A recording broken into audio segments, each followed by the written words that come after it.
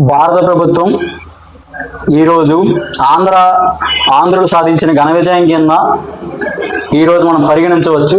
కారణం ఏంటి అంటే ఆంధ్రప్రదేశ్ యొక్క రాజధానిగా అమరావతిని కేంద్రం గుర్తించడం జరిగింది. ప్రజెంట్ లోక్సభలో ఈ బిల్ అనేది పాస్ చేయడం జరిగింది. ఈ బిల్ అనేది రేపు రాజ్యసభకి ఆమోదం గురించి వెళ్తుంది.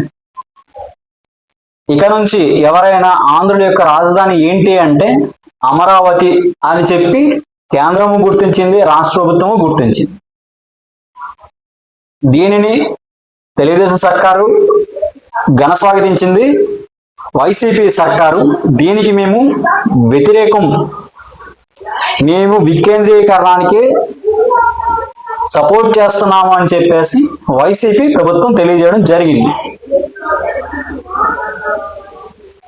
220 సంవత్సరాలు పైబడి ఆంధ్రులకి రాజధాని లేకుండా ఉన్నాము. మొట్టమొదటి భాషా ప్రాతిపదిక ఏర్పడిన రాష్ట్రానికి ఇన్నాటికి ఆంధ్రులకి ఒక రాజధాని వచ్చింది అని చెప్పి సగటు ఆంధ్రుడిగా నేను దాన్ని స్వాగతిస్తున్నాను.